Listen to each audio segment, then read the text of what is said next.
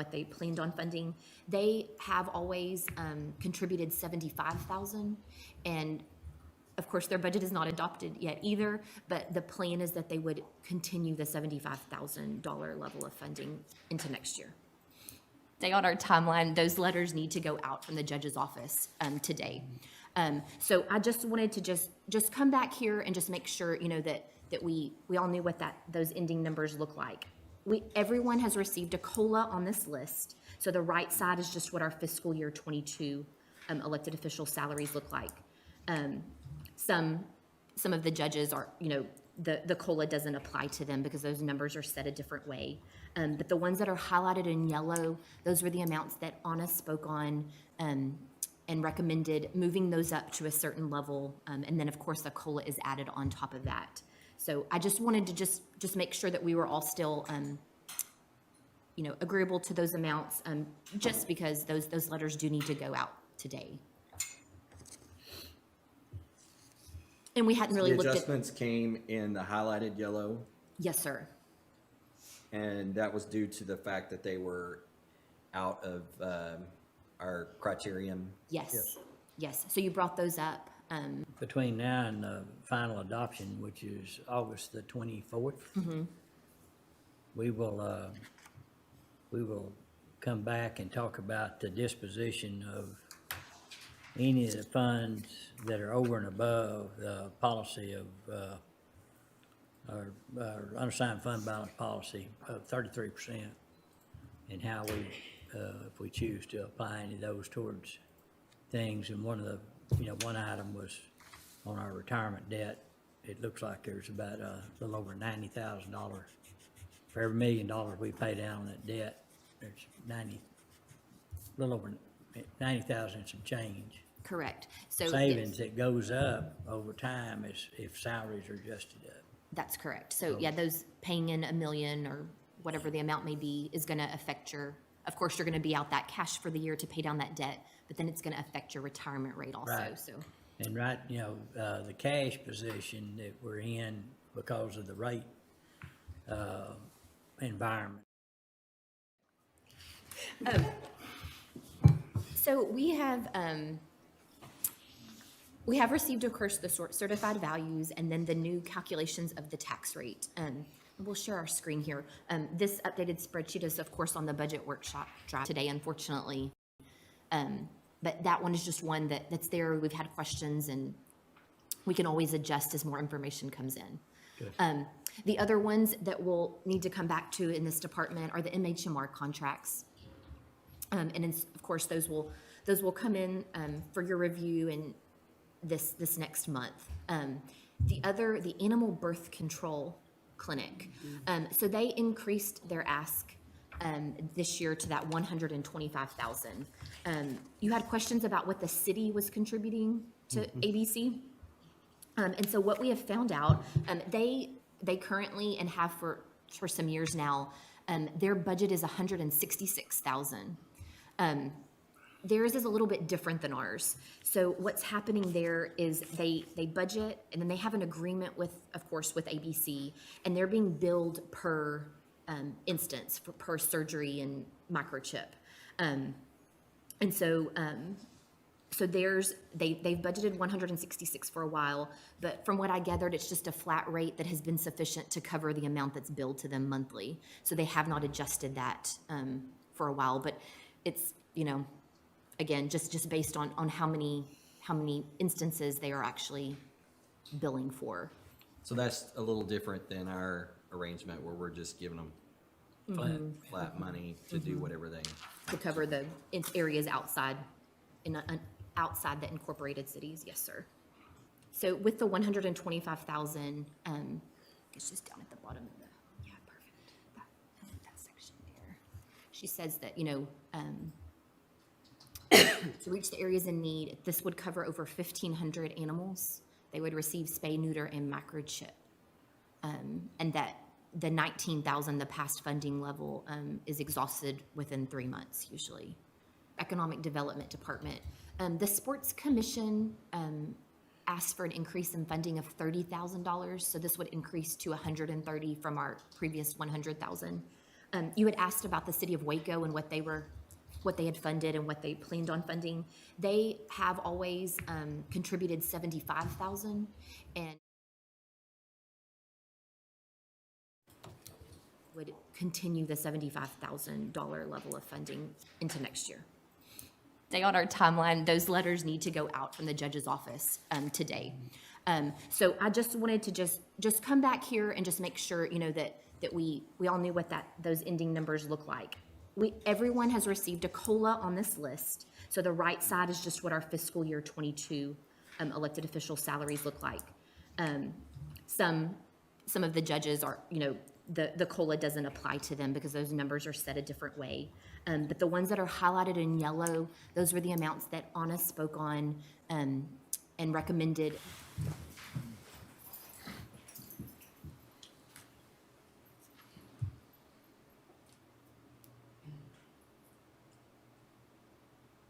Please join me in the pledge.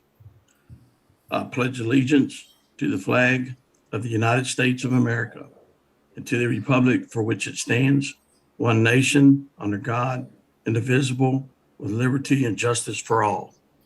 And now the Texas pledge. Honor the Texas flag. I pledge allegiance to thee, Texas, one state, under God, one and indivisible. Thanks, Steve. Yes, sir. Okay. Is there any members of the audience? I don't think we're having anyone to call in for public comments. Seeing none, we'll go to item D under proclamations and resolutions. Under D1 is a proclamation recognizing and honoring Kathy Edwards for 41 years of service to McLennan County. So I'd like to ask Kathy and Judge Bain to come forward, and I will read the proclamation. If you don't mind, I'll read it from here, and then I'll come around and present it to you, and we can have pictures and a long speech. Okay. For 41 years, you ought to get Recording that. in progress. She's got a plane to catch, so don't let her go too long. Okay. All right. Okay, it gives me pleasure to read this, a proclamation of the McLennan County Commissioners Court recognizing and honoring Kathy Edwards for 41 years of service to McLennan County. Whereas in 1975, Kathy Edwards received a Bachelor of Science degree from Baylor University, and whereas in May of 1976, Kathy began her career in McLennan County in the office of the county clerk under the direction of Frank Denny. That's a name that comes from the way in the past, who was the county clerk at that time. For a period of 4 years as deputy clerk and criminal clerk, and whereas in the fall of 1981, Kathy began working as court administrator for the county court at law with Judge George Allen and Jim Barlow, and later Judges David Hodges and Michael Gassaway until the spring of 1986. And whereas in the fall of 1988, Kathy began a 24-year stretch with the 54th District Court working as court administrator for Judge George Allen and later Judge Matthew Johnson. While in that position in the early 90s, Kathy conceived an idea and together with Judge David Hodges wrote a grant application to obtain $10,000 for computers for the district clerk and county courts at law administrator in order to coordinate attorney court appointments on felonies and misdemeanors. Before that time, it was done all on typewriters. And whereas Kathy also revised and wrote the grant application that was a pilot program for the entire state of Texas.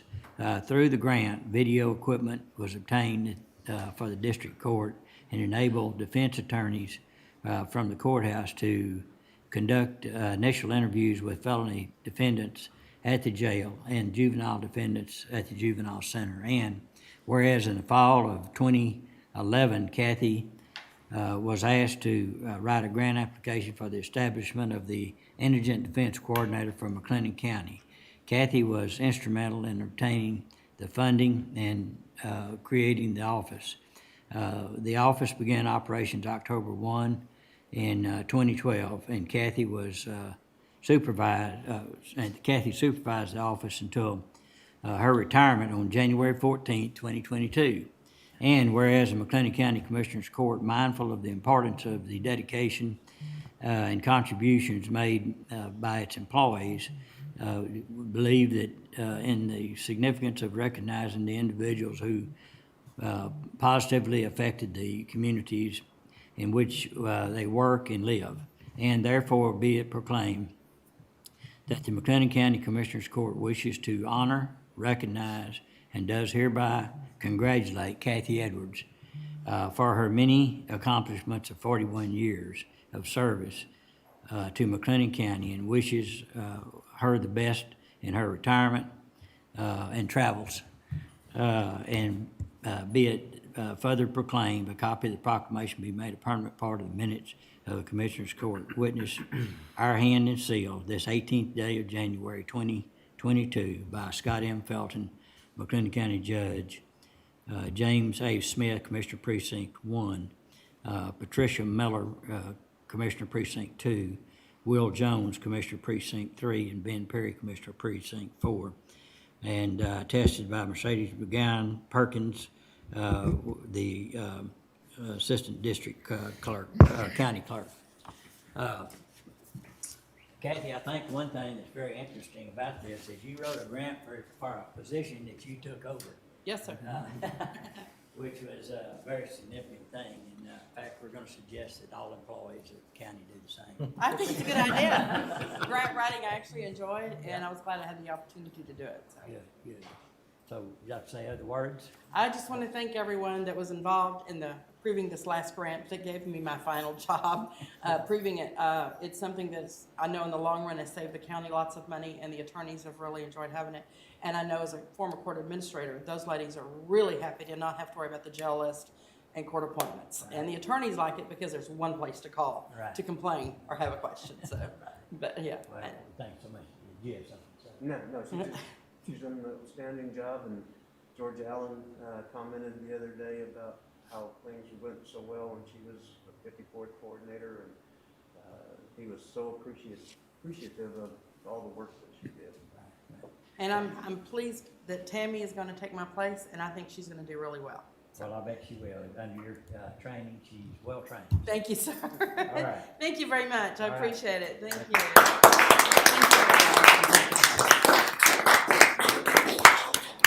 Did you want to get a real quick? Can he use his phone to get a quick picture? with it? Absolutely. All right. And okay.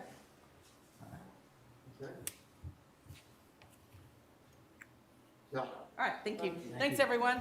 And now I'm going to Florida. Enjoy, enjoy. Safe trip. Kathy, take care.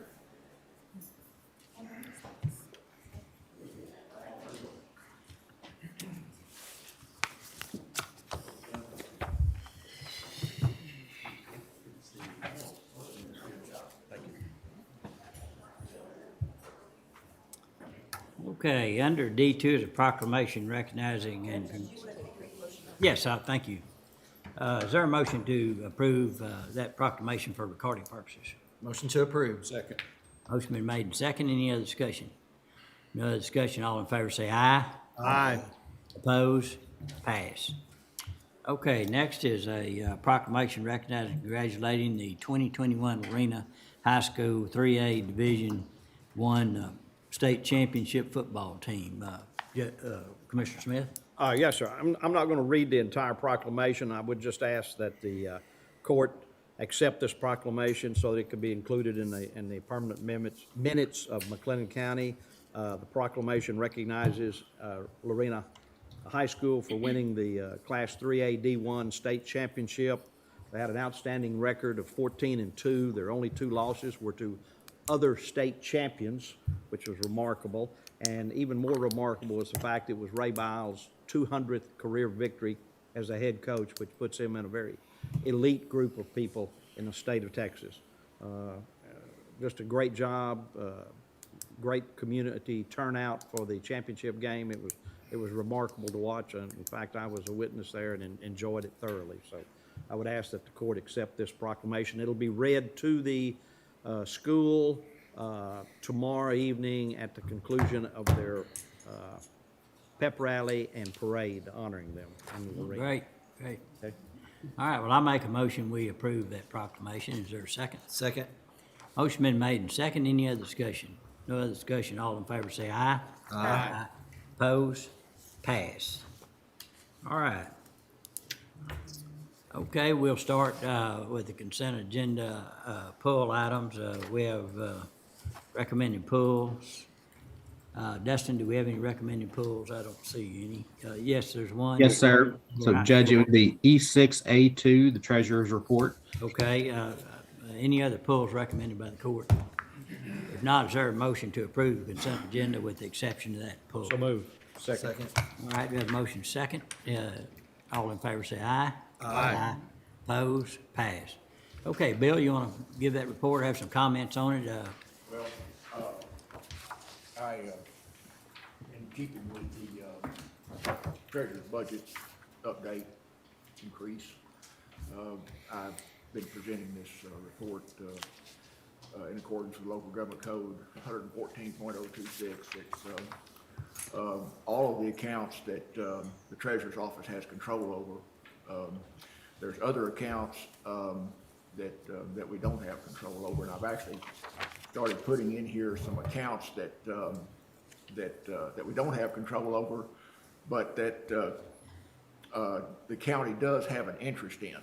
You know, this is the first month that I pitched in the jail. Those are the accounts associated with the jail. It's the last thing in that account list. Public Facilities Corporation. There's like 9 accounts there that the bank uses, U.S. Bank.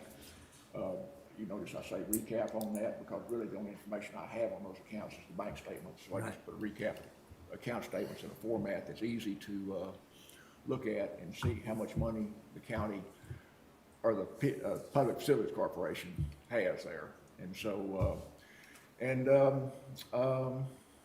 the way I have them grouped, pool cash, bond proceeds, grant funds, I made those words up, collection accounts according to the purposes of that group of accounts. And so, I mean, they're words that are common use for that type of language, but I created those groups, and so hope they make good sense and communicate the reality of what the county has there. And so these accounts all balance to the institutional bank statements and reports. You know, they give us an end-of-month statement, or we have an actual balance according to transaction reports, and these balance back to that. And so, and I've also got the investment report in there. The investment report, we didn't include all of these accounts in the investment report. It's quite a job creating this. I worked on it. It took me 3 months working late to create this, roughly, maybe 4.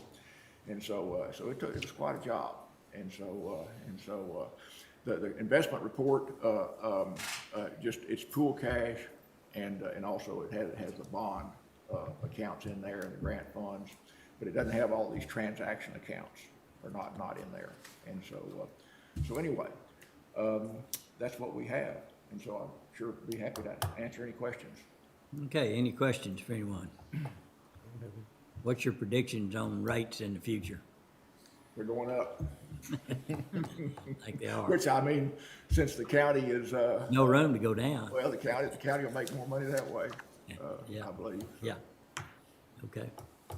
And we talk about this quite often, that we look at various options out there for investment of our different accounts and everything.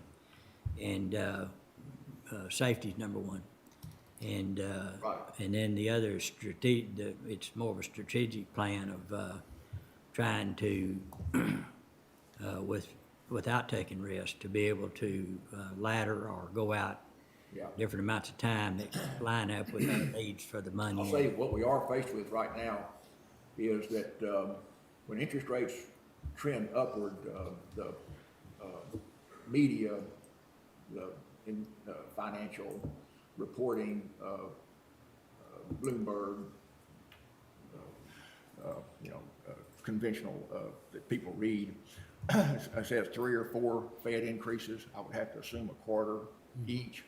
But what happens in a situation like that is that we can go out, say 5 years, and the rates right now at 5 years are about 1.5% for treasuries, close to it. And so, well, that looks real good. But what happens is when rates are going up, they go up fairly fast. And so that 1.5% starts looking kind of ugly pretty quick. And so, and also then you have the negative market value, which doesn't matter because, I guess in a sense, unless we needed the money, because we would, we hold till maturity. So, so anyway, I'm going to suggest to the investment committee that we stay fairly short, inside of 3 years for right now. When rates are going down and you invest out on the yield curve, you always look good, because the future, the rates are down here and you're invested way up here. So it kind of works against you in that way whenever rates are going up. Right. So anyway, the 3 years I think is good. We may go a little beyond that, so I have to discuss it. So, okay. Well, I know that inflation, these protect us against a little bit of what's happening inflation-wise, and inflation is happening because so much government spending taking place right now, but interest rate risk is always a concern, and by, like you're saying, staying short-term, Bill, it protects us somewhat with those, when the feds raise the rates past what we're locked in at, and we can reinvest at higher rates. I think that's a great philosophy and a great way to do it, Bill. So I appreciate that. Safety first. Yes, sir. And so anyway, that's good. Any other questions? Any other questions? Just appreciate what you do. Well, thank you. All right, is there a motion to approve for recording purposes? So moved. Second. A motion and a second, any other discussion? No other discussion, all in favor say aye. Aye. Opposed, passed. Thank you, Bill. Thank you, Bill. Thank you. Okay, Dustin. Yes, sir. If we can go to item M4, authorization of order approving the temporary closure of a portion of Old Mahia Road in Precinct 2. I'd like to call on Emily Miller. Morning, Emily.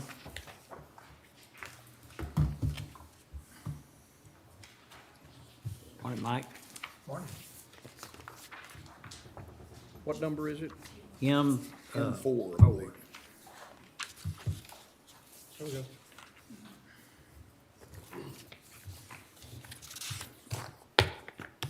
Thank you.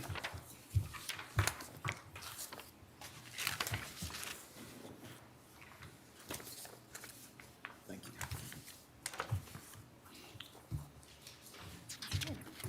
Good morning, Commissioners. Good morning, Judge. Morning. My name is Emily Miller. I'm the Events Manager for the Greater Waco Sports Commission. And as you probably know, this is Mike Boglar, the Executive Director for the Sports Commission. And today we are here to talk to you about a new event that we are planning and a road closure request that goes along with that. So on to the next slide. I'll go over a brief event overview with you and then talk about the road closure and traffic control plan specifically. So as I mentioned, we are the Greater Waco Sports Commission. We are going to be the ones producing this event. It's a brand new event. It's going to be a Mother's Day 5K and fun run out at BSR Cable Park and Surf Resort. So the thought behind this event was to create a local event for different mothers in the community, bring out their family, their kids, and just have a great day out at BSR and be able to go onto the beach afterwards, go in the lazy river, and just kind of create a fun environment for them, have a spa day, whatever it may be. So that's the idea behind this event. It would be on Saturday, May 2nd of this year. And the purpose is, like I said, it's a local community and family-friendly event. And so part of our mission with the Greater Waco Sports Commission is not only to bring different events here that create an economic impact, but also create events that improve the quality of life for the local residents of Waco and McLennan County. And so that's going to serve that purpose. And then this is also a good fundraiser for our organization and a good opportunity for BSR to showcase their property when they're going through some new branding initiatives. And then next, we'll talk about the road closure and traffic control plan. So I'll show you on the next slide, but we're asking that the southwestbound lane on Old Mejia Road be closed from 7 a.m. to 10:30 a.m. And we're asking for assistance with road closure signage and cones along that road.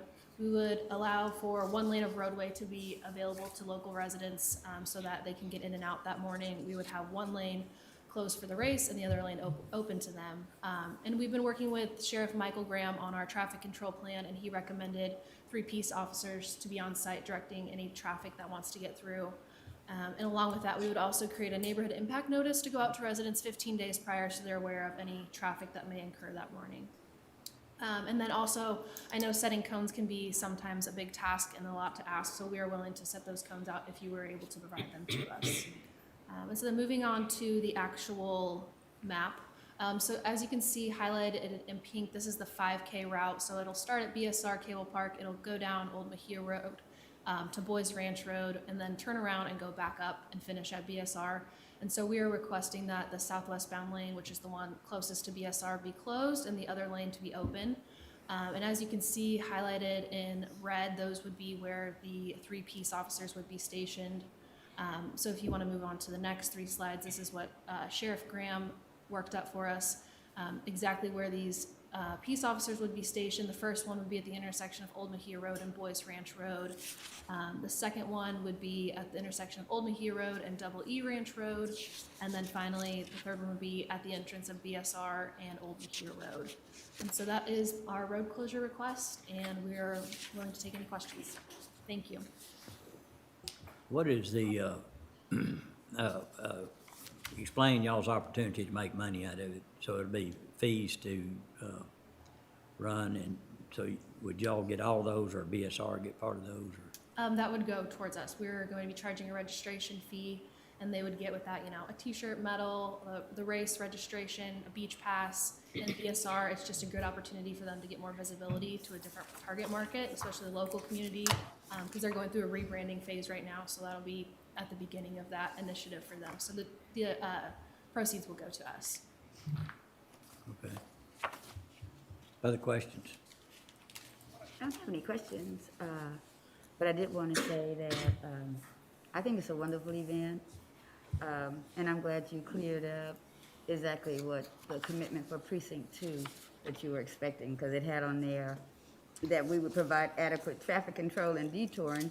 And I thought we're gonna do traffic control, but I have no problem providing you the signage and the cones, and however we can work with you all to make it easy on you. Yeah. Did you say something about a Sheriff Graham? Yes, Sheriff Michael. Who's Sergeant that? Graham. Sergeant Graham. Michael Graham. Yes. Oh, okay, because you said, I said, We've been who is working there? with him, and he recommended 3 peace officers, and we would cover the cost of those. But if we could just get the signage out there, then we can handle the rest. Okay, no, I'm just a little confused. I was saying, Sheriff Graham, where's he from? Apologies. Okay, so you do have, you're in sync with the sheriff's office. Yes, ma'am. Just let us know what you need and when you need it, and I'm fine with it. I think it's a wonderful event. Thank you. Thank you for coming to Precinct 2 to put this on. Thank you. I know that the BSR people are working hard to rebrand the park out there and doing a great job, and they've given some presentations to the Sports Commission, and I think they're making a concerted effort to make that a really nice family venue, and I think this is a great opportunity for that. I think in talking with Sergeant Graham, you talked to the right person. He's done hundreds of these races, so he's well versed in what's needed and not needed, and I commend you for this. I think it's a great event, great event. Thank you. Okay, any other questions, comments? If not, is there a motion to approve the order for the temporary road closure?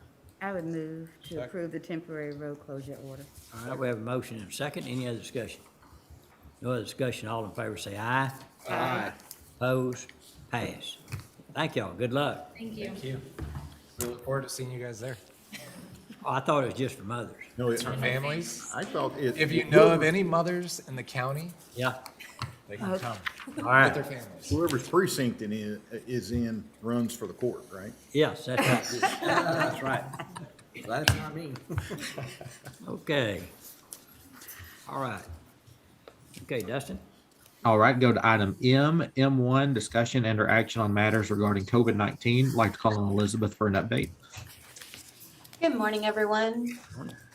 Just want to remind everybody that we do have our free community COVID-19 testing program that is available again. They're doing the testing at McLennan Community College, parking lot M, where it's been at Monday through Friday from 9 a.m. to 4:30. And they're also doing testing at Columbus Avenue Baptist Church Monday through Saturday from 8 a.m. to 4:30. And those do require, that is by appointment only, and you can register at covidwaco.com. Okay, yeah. Any questions for Elizabeth? All right, and Elizabeth is, not sure you were copied on it, but in a communication with some of the medical community, there's a list of therapeutic treatments for COVID, and many of those are not available to us at this time. And I offered that the Commissioners Court and myself would use any persuasion that we have to try to be sure that we get our share and on a timely basis of any other county in the state.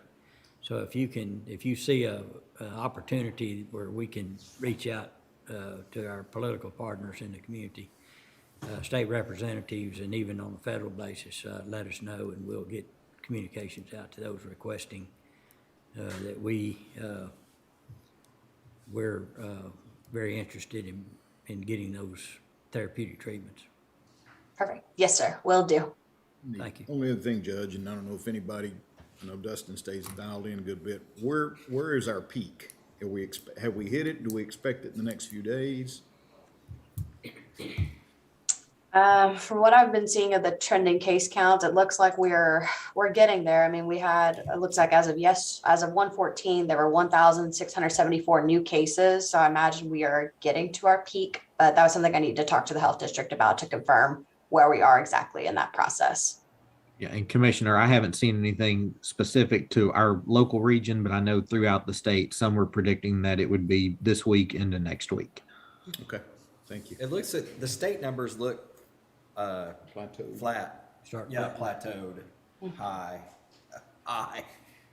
right now. To me, anyway, that's just my Yeah. untrained observation. We at one time were getting, I guess it was COVID-19, we're getting a daily update.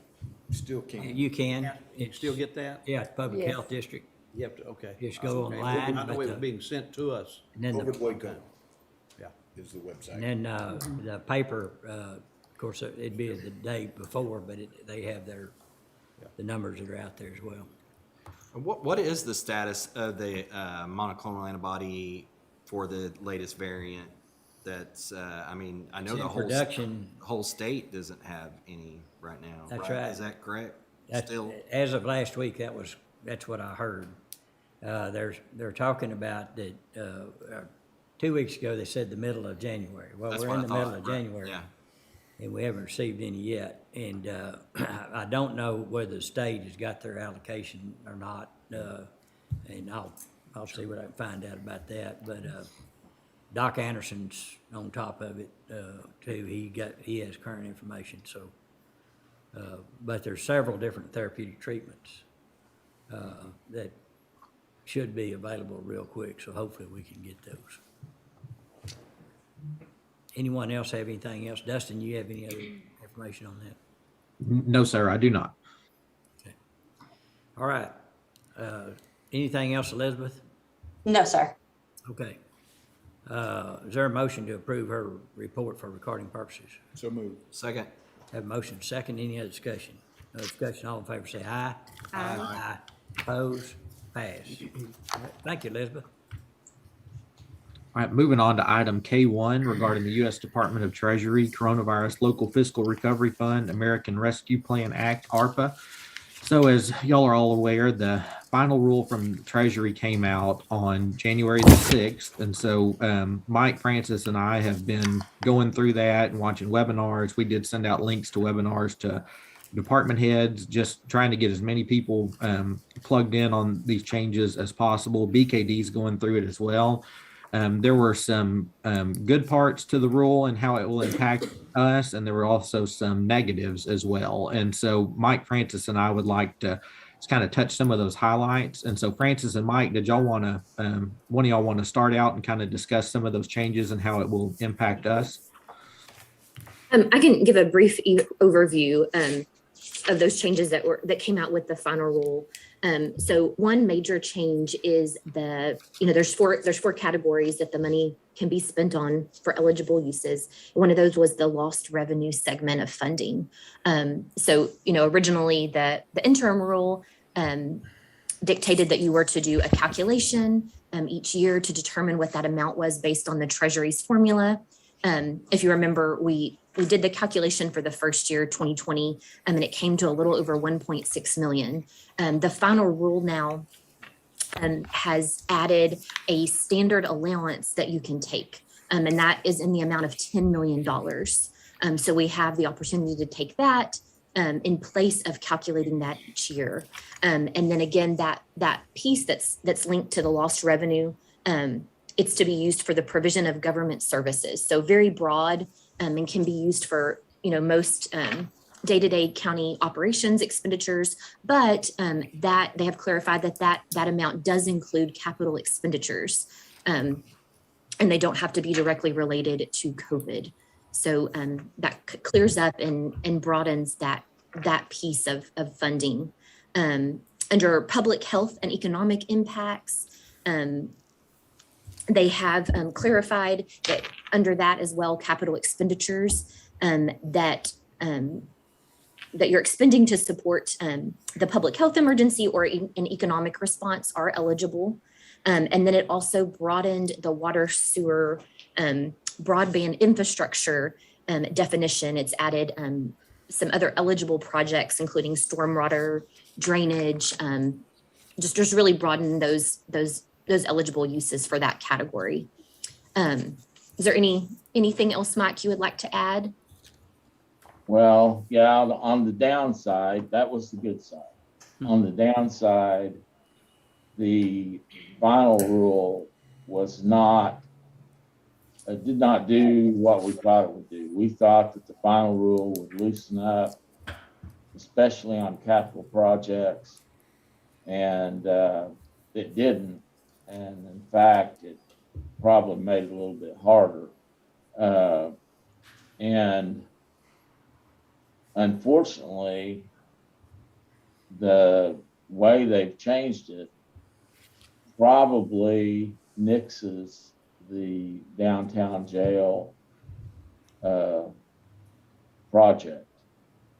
And that's because they have said examples that are not covered are like congregate settings, changing, building new structures for better spacing when there's less expensive ways to do stuff like that. They say ventilation, this and that. You have to read through it, but it's repeatedly on capital expenditures. The things that we've already done with MHMR and family medical would be covered because behavior and mental health is covered, and capital improvements for medical facilities that provide services to the underserved is covered. But it when it did talk about courthouses at all and backups, it said that you would look more towards technological equipment and software to fix that instead of building new courthouses. And so we could keep going at it and hope they change their mind, but probably isn't a good idea. And so in that, for the downtown jail project, then, the 10 million of lost revenue could be used towards that project specifically, if the court chose to. But like Mike was saying, we would have to piece out if there was a piece that was specifically related to the ventilation or the filtration systems that would be directly related to health. That portion then could also be eligible outside of that revenue segment. Above and beyond that would be something that would just be on the county's back to pay. Right, the HVAC units, would it bring in fresh air? That could be used. There's a couple of other things that maybe can be used, but the bulk of it for the construction is really questionable. And BKD even indicated that after the final rule, that the project was probably not be an approved ARPA project. Let me ask you a question. You mentioned some of the things that could be eligible, Francis or Mike, would be different ways to schedule judicial proceedings that would alleviate as many people, let's say, coming to the courthouse and those kind of things. So would our IT expenses and our audio visual and things like that be able to be covered outside of that 10 million if we could prove up that they made the process more safe? I believe so. Yep. Francis, what do you think? Yeah, I think if you can tie it directly to one of the other eligible uses, then yes. But if it's just talking about, just increasing your space, congregate facilities, Yeah. That's where it would be ineligible. But yes, if you could tie it directly, like you would the filtration system, or Right. things like that, then yes. So like having a remote gallery, the gallery that we have to have in courts, and having those remote and using technology to be able to bring Yeah. live streaming into the remote gallery could be covered. Right. Okay. All right. That's the kind of alternatives they talked about. Yeah, okay, good. Any other questions? I mean, the 10 million goes a long way towards our cost, that when we started talking about this, we didn't even know what ARPA money was. And so it could, it would be taking federal money to relieve burden on local taxpayers. So it's not, it's not what we would hope, but it's 10 million's nothing to sneeze at. But Plus you can use that HVAC money. You can because those rooms would be otherwise subject to not having fresh air. You could use the HVAC money, or HVAC. You could use the money towards HVAC systems. Right. Right, okay. And of course, the 10 million's available. There might be, as we talk about all the needs out there, and all the requests, the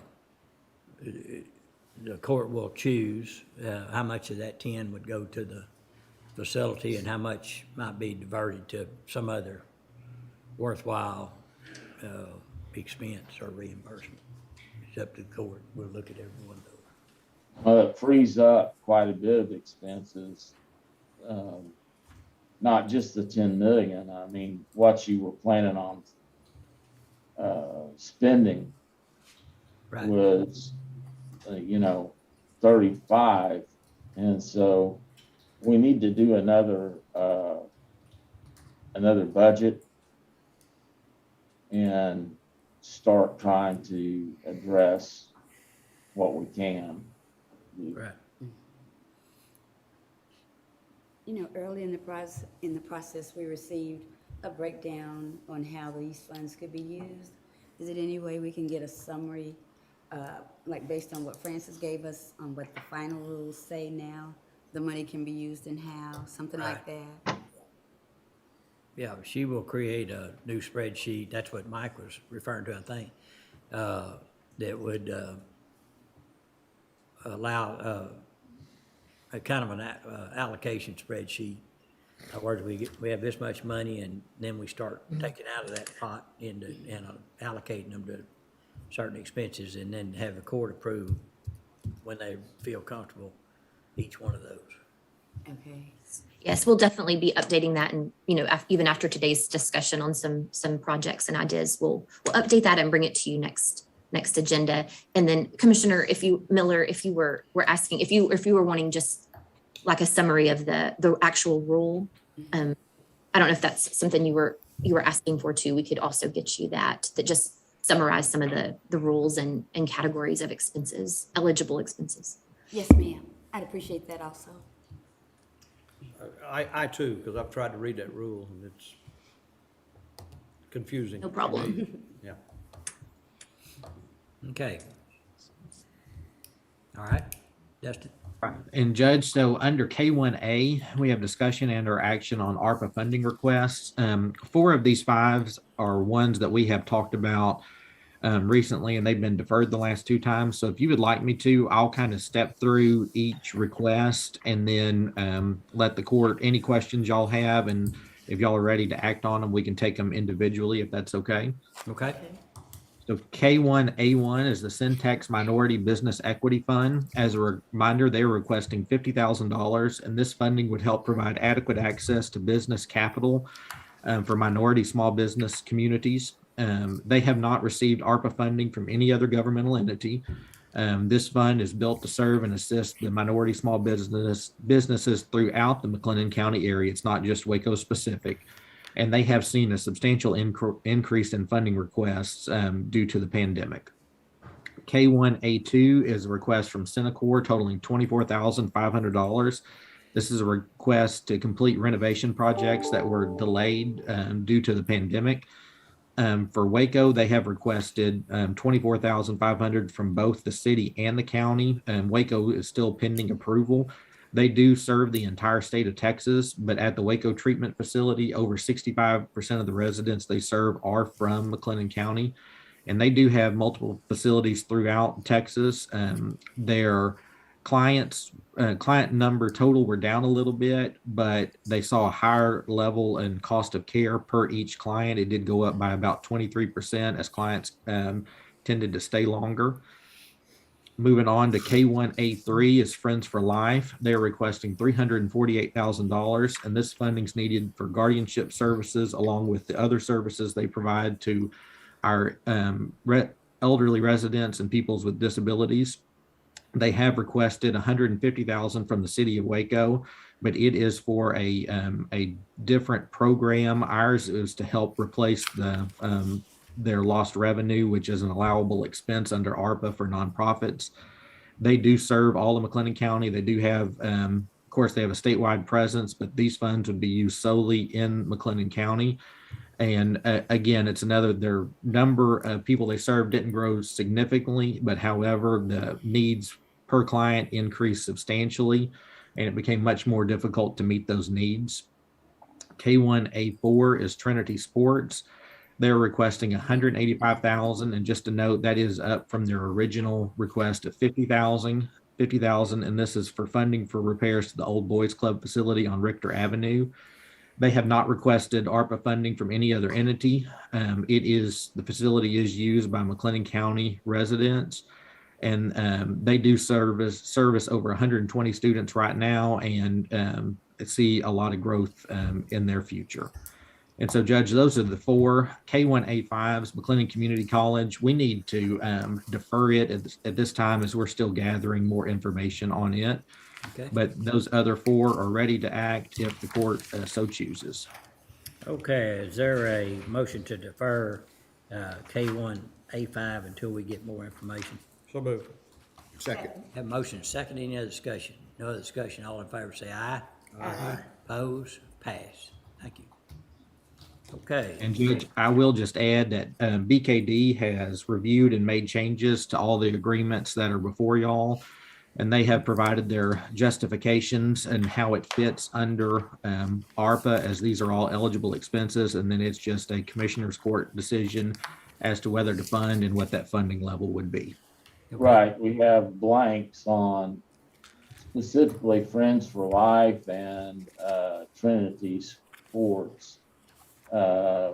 Because, well, one, Friends for Life is a substantial amount, and two, Trinity Sports upped their request after making the request. So we left blanks there.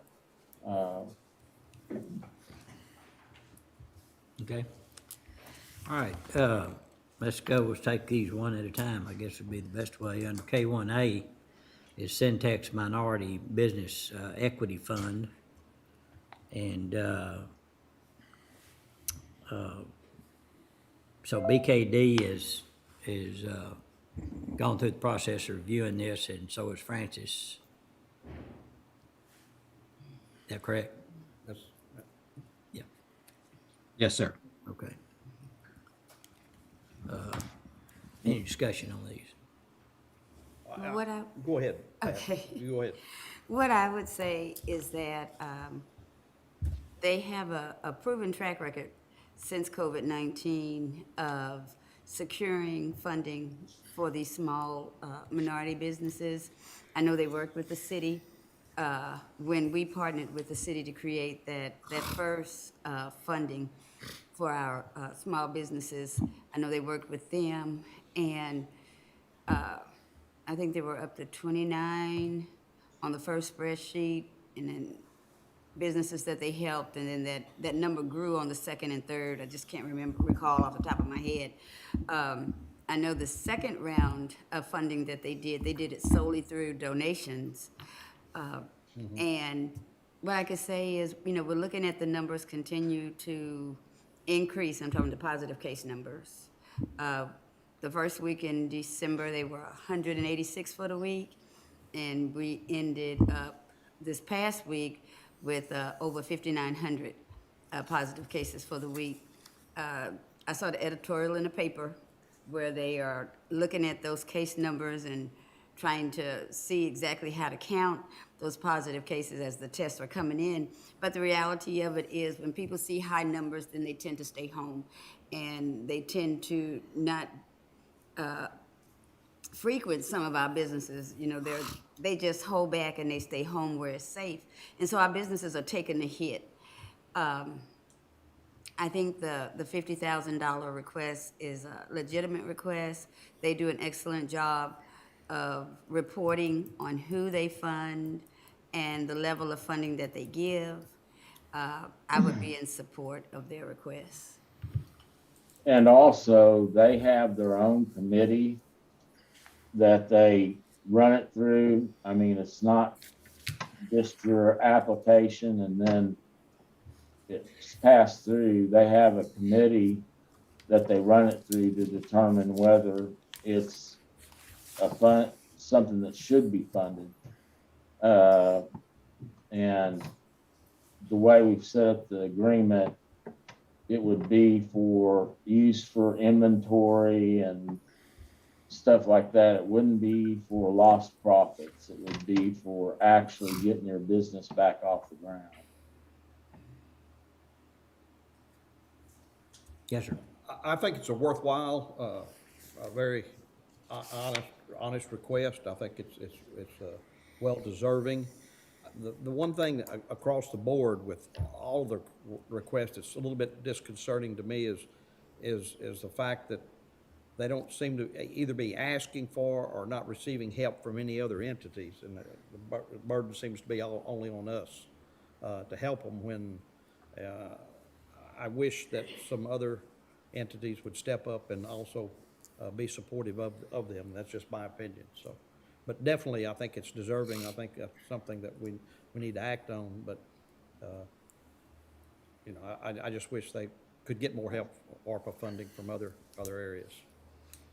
Other municipalities. Other municipalities that they support. Because they've been getting, they did get money from, you mentioned a while ago that up until now, they've received some private money.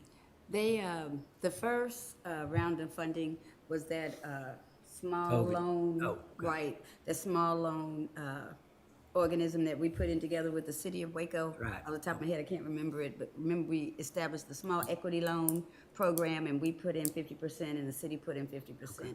They worked along with the Hispanic Chamber and the city of Waco staff on that allocation. Okay. When that funding was depleted, they did, and I know Baylor University was one of their top donors. They, I think it was up to 40,000 they received. Baylor contributed 10,000, and they did another round of funding for these small businesses who still were having a hard time coming out of this pandemic. So this would be the third round of funding. They, along with the Hispanic Chamber, are funded annually through the city of Waco.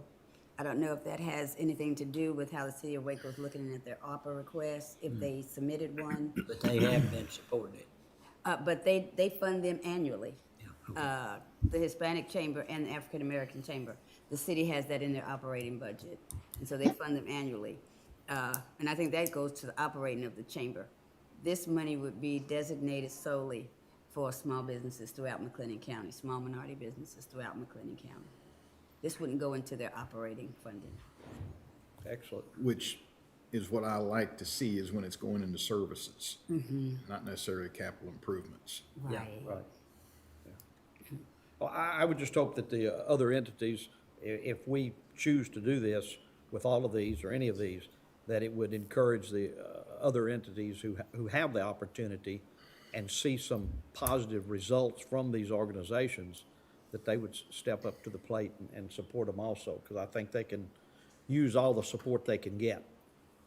I guess that's where I'm coming from is some universal support for what they're trying to do. On the subrecipient agreement, is there, they show, once we dedicate 50,000, they will give us a report back showing how they used it specific to the loans? Right, That's correct? that's correct. Okay, thank you. And what the reporting has done in the past is shown who's applied, who was funded, and the level of funding they received. Okay. Excellent, yeah. That'd be great to hear that. Yeah. I'd like to know.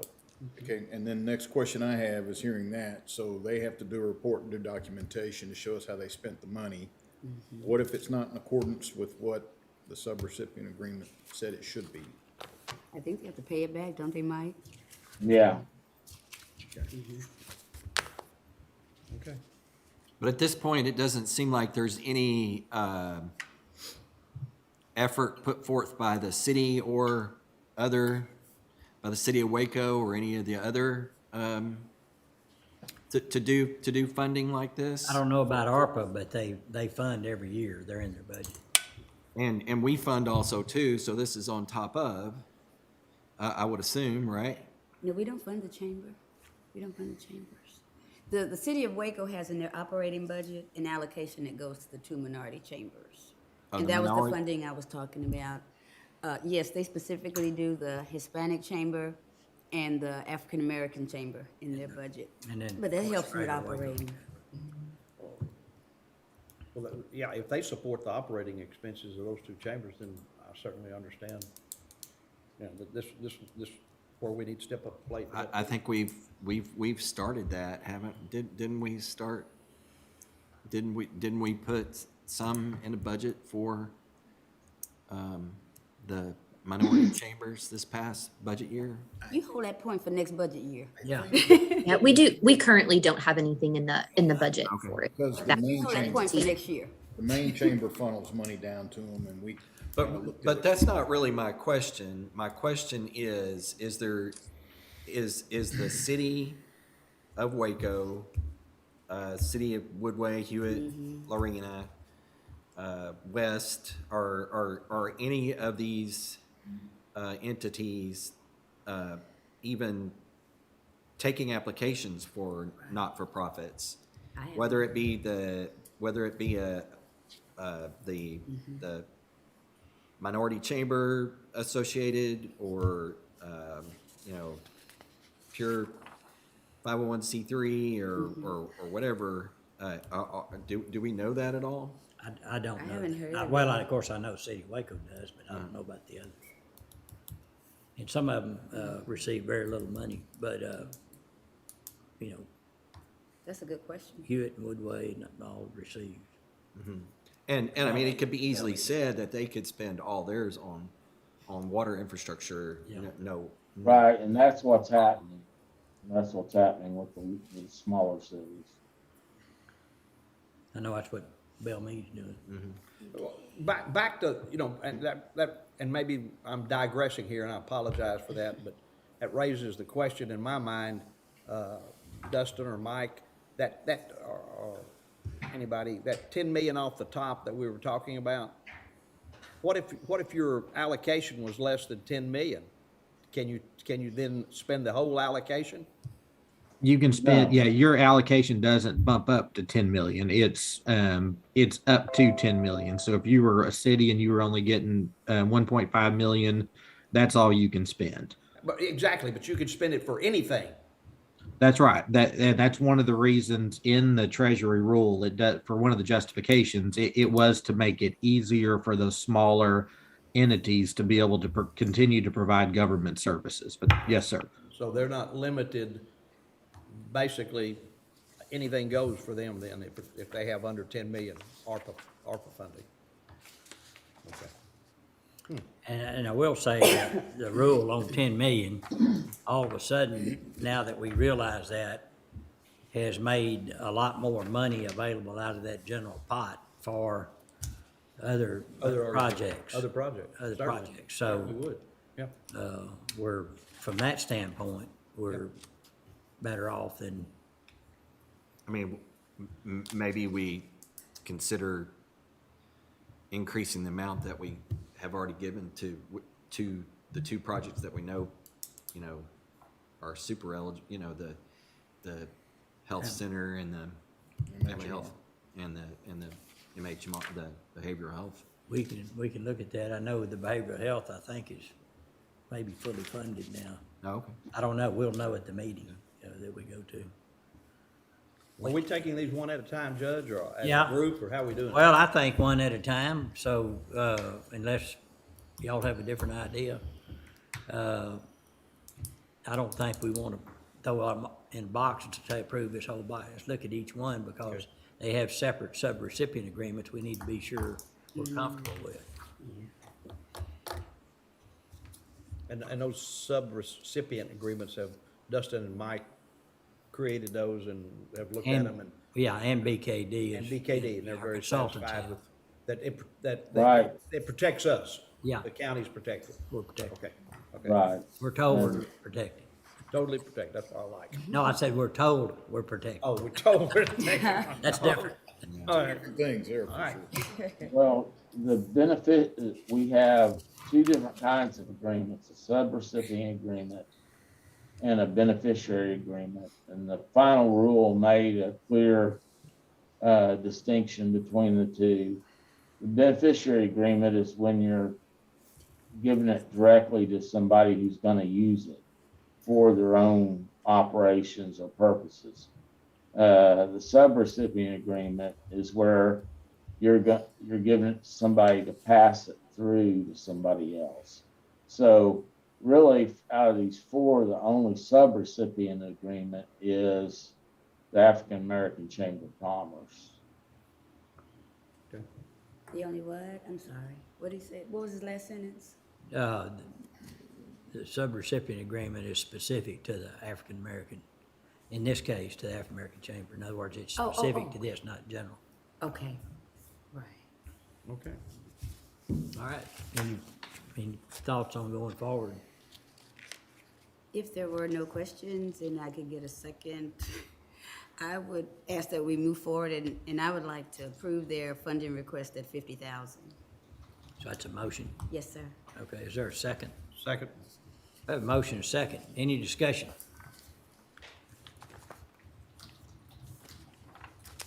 No discussion, call for a vote. Commissioner Smith, Aye. Commissioner Miller, Aye. Judge Bolton, Aye. Commissioner Jones, Aye. Commissioner Perry. Aye. Pass. Thank you. All right. Next. A1, A2 is the Centacor request in the amount of $24,500. Okay, any thoughts on this? Judge, it'd be my motion to approve this request in the amount of $24,500. Second. Second. Okay, we have a motion and a second. Any other discussion? No other discussion, call for a vote. Commissioner Smith, Aye. Commissioner Miller, Aye. Judge Bolton, Aye. Commissioner Jones, Aye. Commissioner Perry. Aye. Pass. Next is Friends for Life, request for $348,000.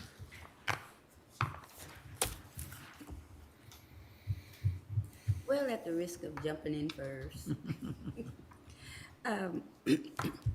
I haven't formulated an amount in my head. I'm listening to the court discussion, but I do see them, as I read through their paperwork, it's kind of like essential workers. And what I mean by that, under the umbrella that this is an organization that is having to come in contact with people from the public on a daily basis, ongoing basis. They're providing intimate levels of service.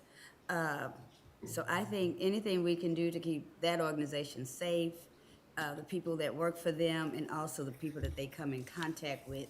I'm wondering, I did see the justification from BKD and listening to Francis and Dustin and Mike speaking the justification under other public health services. I'm in favor of funding them at some level. I just don't have that amount in my head. And speaking of that, so do we have a number from them of the lost revenue that they did not, because that they did not receive, or that they lost because they couldn't have their fundraiser? It was not fundraising, it was actually, it was lost revenue for not being able to have people in there, and they still had to keep all the government programs going, and so they had an expense there, and where they've got, where they get revenue for doing adult daycare and special needs people and those kind of things, those people couldn't be there. Okay. And so it wasn't a fundraiser, it was just strictly lost revenue. I actually went by there during their shutdown, and it was, I'd been there many times before, back when I was chairman of United Way. And, there's people everywhere, there's domino games, there's people in wheelchairs, and there's all these folks, and there's a lot of activities, and they're feeding them and all that. And the revenue comes from those people sitting in that room, and they couldn't be there because of COVID. And it was pretty striking that that service was kind of parked on the sidelines for all that time. And Commissioner Inez Russell, the director, did provide us with that number and the kind of the numbers she used for that calculation as well. But that was based off their lost revenue.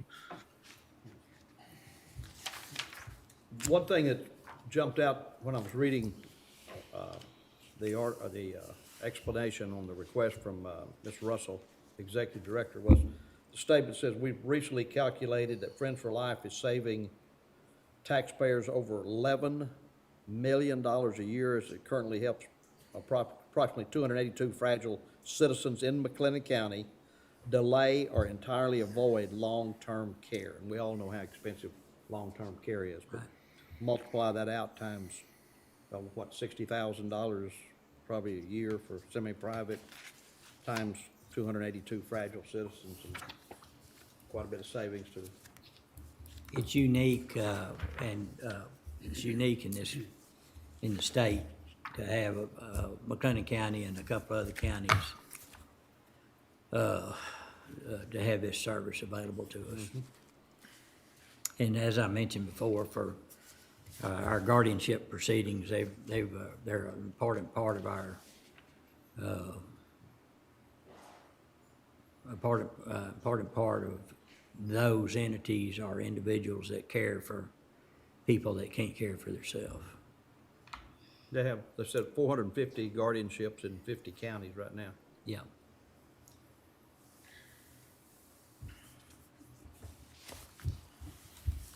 Any other questions or comments on that? Well, I'll make the motion that we approve the funding of $348,000 to Friends for Life. Second. We have a motion second. Any other discussion? No other discussion, call for a vote. Commissioner Smith, Aye. Commissioner Miller, Aye. Judge Felton, Aye. Commissioner Jones, Aye. Commissioner Perry. Aye. Pass. Thank you. Next is K1A Trinity Sports. They initially asked for $50,000 and then I think later found out what it's gonna cost them to rehabilitate that building that they're using and provide services for many of the youth in McLennan County, and they've upped that to $185,000. Mr. Smith, Commissioner Smith, did you get your questions answered? I think so. I did want to ask Mike or Dustin a question. I noticed in the narrative from them that they're just leasing that building? Currently No, lease they- it, or are they currently in negotiation to purchase it from Boyd or to receive ownership of it? They sent us an email saying that they own the building. That's correct. So I have an email from them last week just saying the Boys and Girls Club no longer exists. They dissolved in this area. Trinity Sports is the owner of the building. Okay, all right, that's an update then. All right, thank you. That's definitely. And there is provision in our agreement with them, should they go out of existence, what happens then? Well, we would go after whatever remaining funds, and we don't have a lien or anything against the building. If we wanted to do that, I guess we could. I don't know that it's one of the things that is authorized to do, but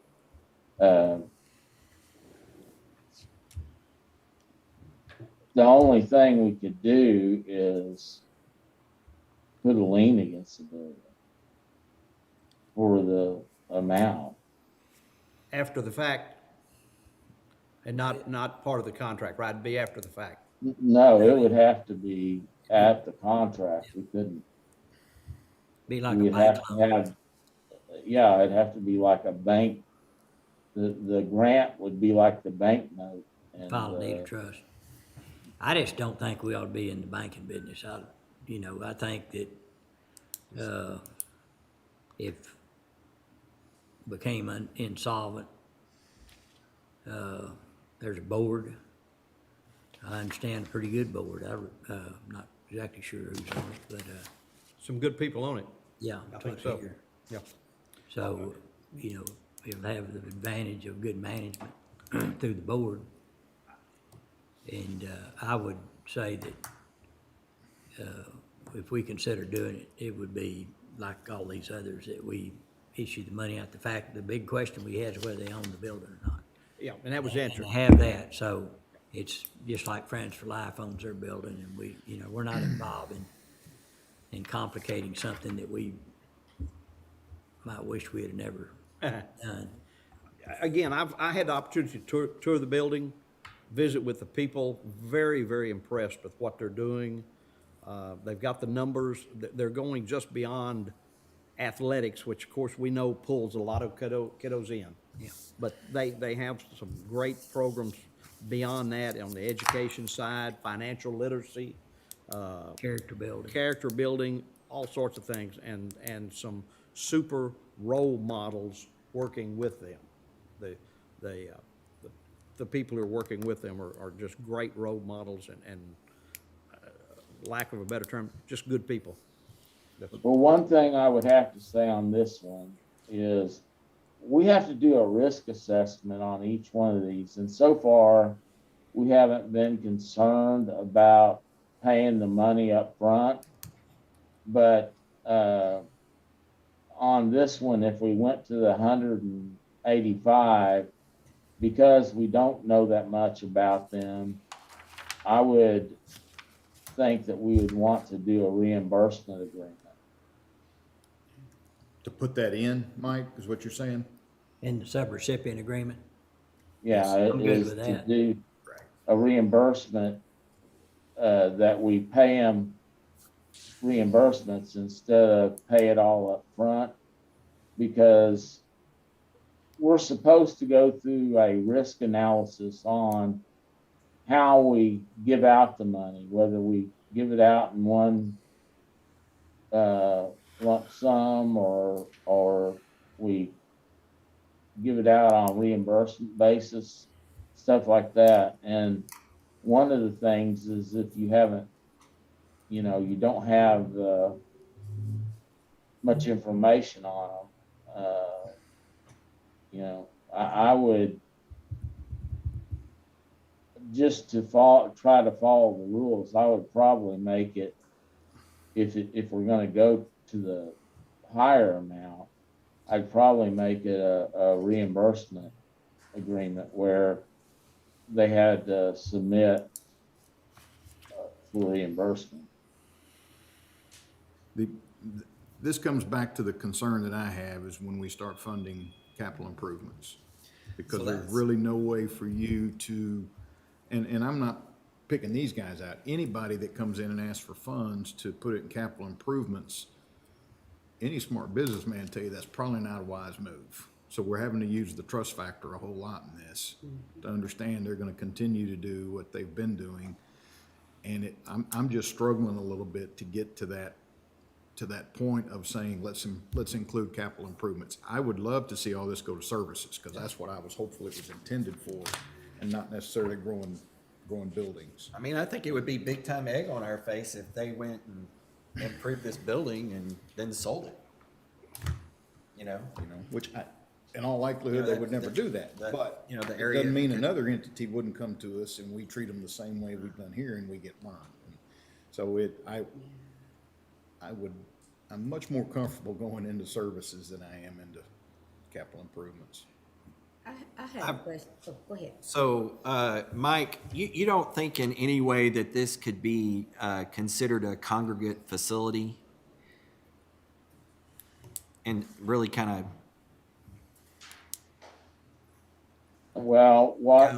goes to the, also that kind of goes to the Friends for Life and the fact that the people come there, so. No, because what we're going under is helping a nonprofit that suffered losses due to the pandemic. So that puts us in a safe place to do it. Is we're helping nonprofits that have suffered losses in the pandemic.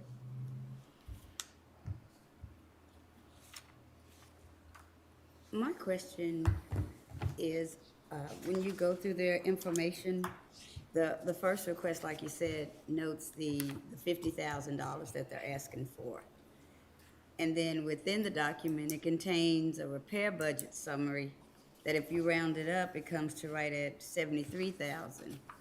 But then you turn, I guess it's an addendum that they added, and then they ask for 185,000, but they really don't say what the increase, what fueled the increase to 185,000. So that makes me just really look at what I'm seeing in the budget that the repair budget they submitted, which is right under 73,000. But then, like you all are saying, it's all capital. Not that I'm opposed to that, but I do hear the concerns that go with capital, approving capital requests. My pause was I didn't understand the three different figures in their submission. Well, I think if the court has hesitancy to do capital improvements, then we should go back and ask them, what are their program costs, and look at those as an alternative to. Well, but we've already approved Centacor, and part of theirs was to do delayed capital improvements. You Now, when know, I it's talked not- with Centacor Mike, because I met with the gentleman on Zoom, but I met with him, and what he had me understand is that there was allocations for capital projects that they had to reallocate to cover expenses due to COVID-19, supplies and expenses that were Right. related to COVID-19. So the request that they were asking for us was actually to replace that funding that they reallocated because of COVID-19. Okay. It came out of their service Yes. budget.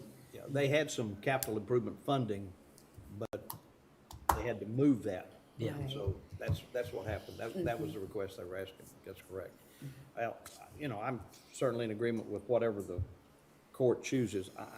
I just know that this facility needs major upgrades. It needs ADA upgrades to make them compliant. I saw the kiddos there. I know that the kiddos come in, and I know they're working with kiddos. And the board is a good board that works with Trinity Sports. Who's some of the board members you work with? Just one of them is Tom. Tom Stanton, or Tom? Tom Ray. Tom Ray, oh, yeah. Tom Ray's on there. So I guess I'll throw something out, since we got to start somewhere, is I'm with Commissioner Miller in that I'm satisfied with what they've shown us, how it's budgeted up to 73,000. Yeah, round it up. But I would probably be more comfortable if we could get some of them in here to discuss what the capital improvements look like. Okay. All right, And it's much better to sit here and look them in the eye and us have that conversation and feel good about it than just say, let's go ahead and throw okay, we'll throw do the that. money that way. So Dustin, if you'll contact them, and then specific information that we would need is program costs and capital improvement costs. In other words, we could kind of see what their expenditures are gonna be outside of capital improvement. I mean, not only capital improvement, but look at what the other is and see if we can help them in that spot. And then we, if we think it's an important part of our community, and like we do, many times we we allocate some of our general fund money. I mean, if we think it's that important, then it might not qualify totally for ARPA money, but it might be something we consider for this coming budget year. So we don't want to act on the 73,000 that we know is enumerated here. You want to wait for all of it, is what you're saying? Let's try to get them here for the next meeting, Dustin, and then we'll get them to break all that out. And also, we'll understand better their mission and things like that, and how it affects the whole county, and things that we normally consider, like when we're talking about animal shelter or library or anything else, Right. So, Sounds good. okay, thank you. So on that one, I'd entertain a motion to defer. So moved. Second. A motion and second, any other discussion? No other discussion, all in favor say aye. Aye. Opposed? Pass. And then, Judge, we'll keep working through the list and bring some others forward to the court. And I know we talked about potentially doing a work session. So if y'all would like, we can work with Tom Ray on that. We'll need to update our spending plan as we discussed earlier. So we'll keep working on those things and bring them back to court. And then if y'all would like us to plan a work session during February with Tom and on ARPA items, we can do that as well. I'd like to consider allocating 2 hours to call a meeting outside the regular Commissioners Court meeting, just so we can sit down and really analyze it. That's what most counties are doing, some every week, some at least once a month. Yeah. From what I gather at the meeting that I went at COC. Good. Makes sense. Yeah. Would y'all like to do it on one of the off Tuesdays, like February the 8th? That sounds good to me. What you might do is, Reagan, you might send out a request to all the commissioners, everybody on the court, and see if that's available time, and let them get back and look at their calendars and those things. But for me, I think it's good. Okay. All right, Judge, while we're under grants, we have an item, the sheriff's office, that a couple of representatives are on, K3s regarding the Office of the Governor, criminal to address commercial sexual exploitation grant, authorization of grant application, law enforcement certifications, and assurances form and resolution. I'd like to call on Brandy Burson and David Ives. How are y'all doing today? Good. Good morning. So this is the application for our commercial sexual exploitation grant that we've brought to y'all every year. This is just for us to reapply for that grant in the upcoming fiscal year. That's going to be from 10/1/22 to 9/30 of 23.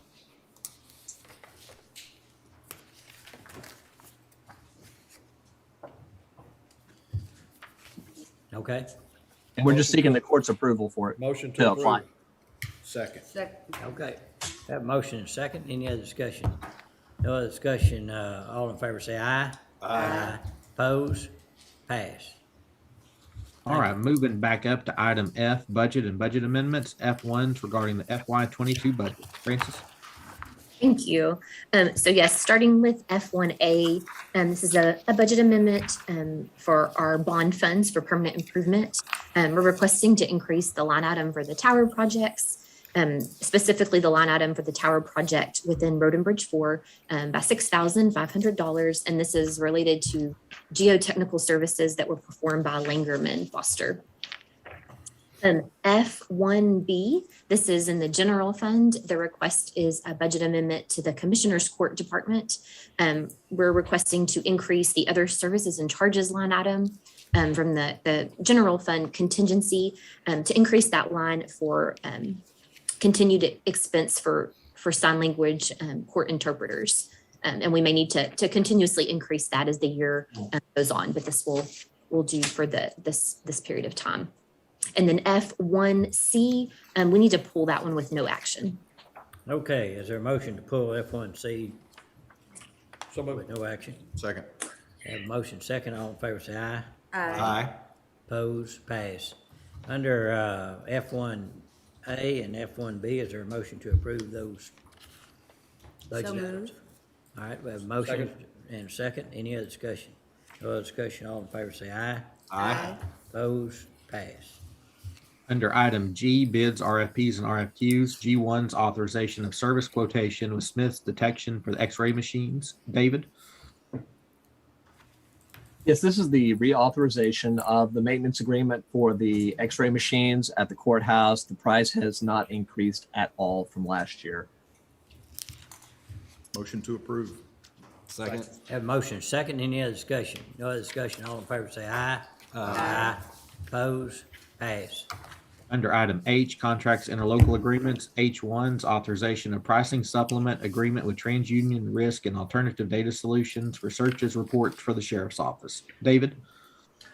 This is a reauthorization of agreement. There's been no price increase in this agreement. This is an investigative tool, and we just need to re-up the contract for the year. Okay, what's the pleasure of the court? So move. Second. Have motion second, any other discussion? No other discussion, all in favor say aye. Aye. Opposed, pass.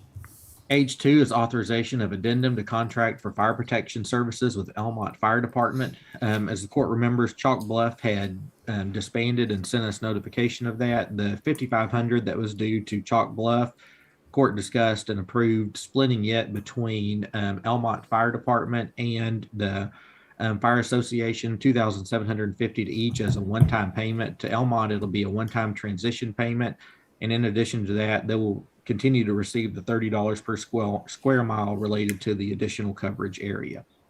And then Okay. Judge, down under H, if we want to do them together, Yeah. under H10 is authorization of addendum to contract for fire protection services with McLennan County Fire Protection Association. This states a one-time payment will go to them in the amount of $2,750, and it is to provide additional training. Okay, what's the pleasure on H2 and H10? Motion to approve. Second. We have a motion and a second, any other discussion? No other discussion, call for a vote.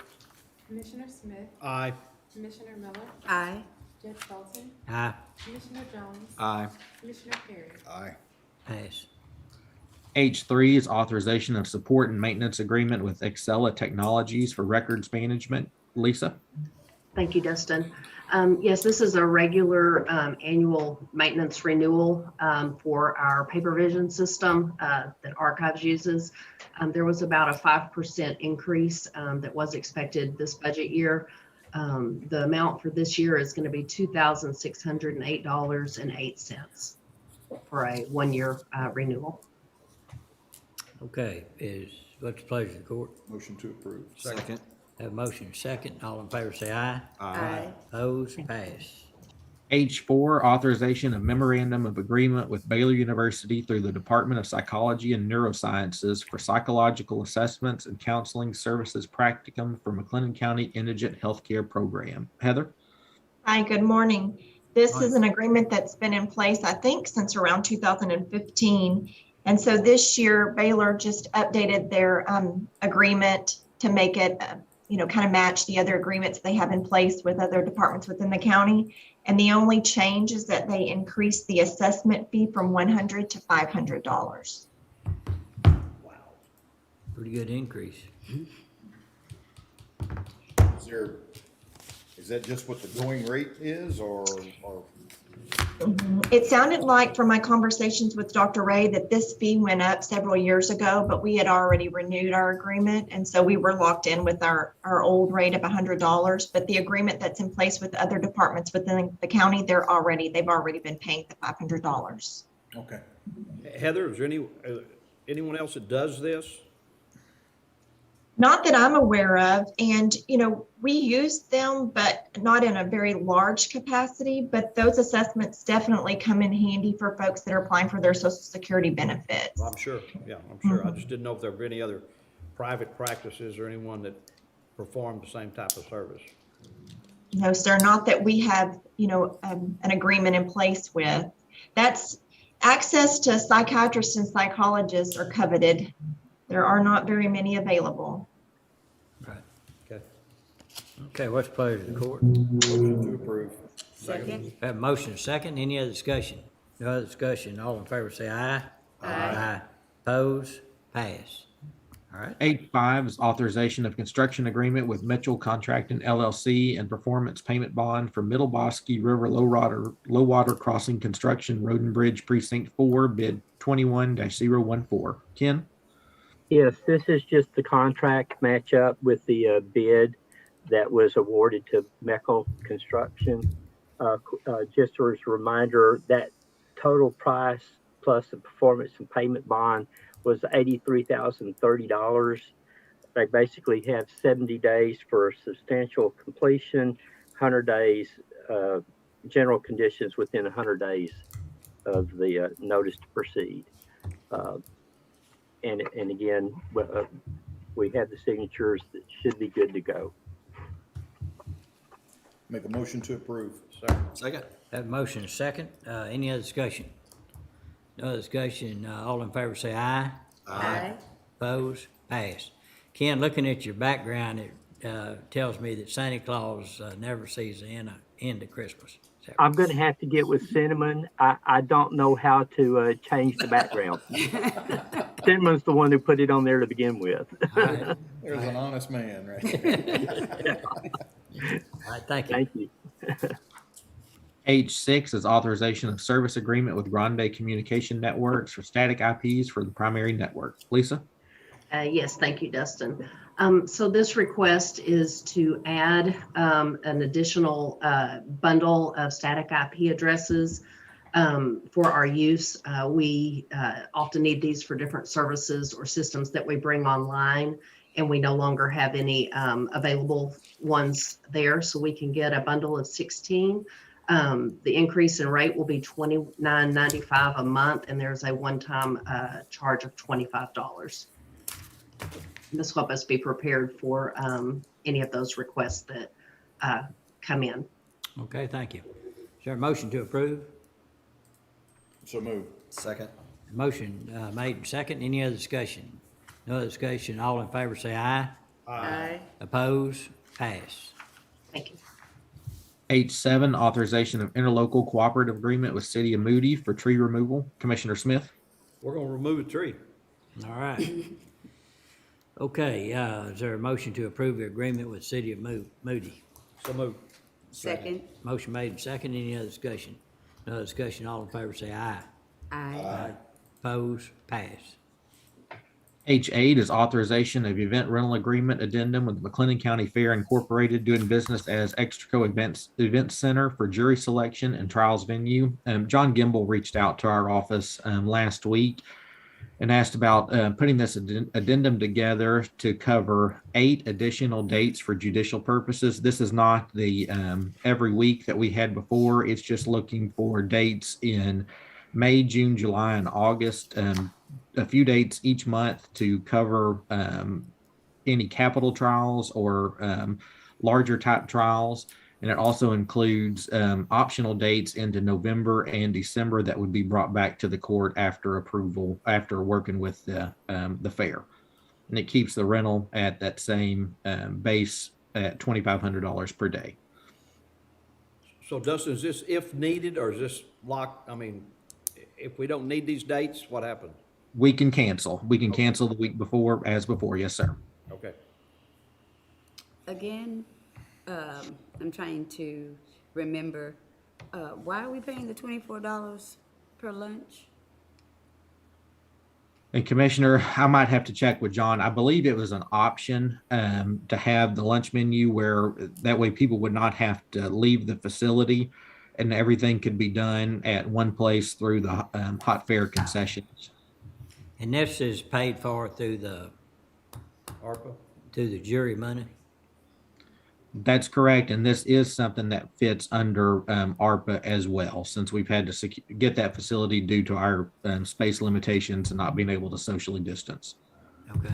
Francis, is that correct? I was gonna say the rental of it and any expense related to that rental can go under ARPA funds and is currently the lunches would go to general fund to our jury service department.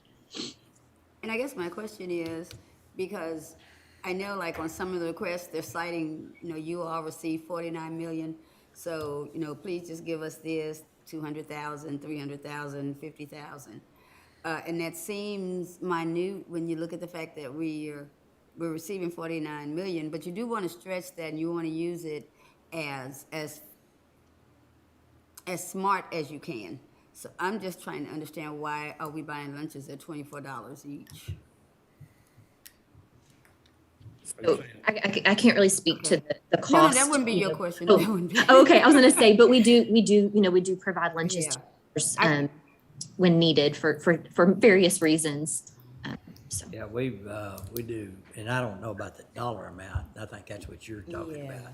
But we do furnish a lot. We buy lots of pizza that comes through those front doors to go to these juries that are.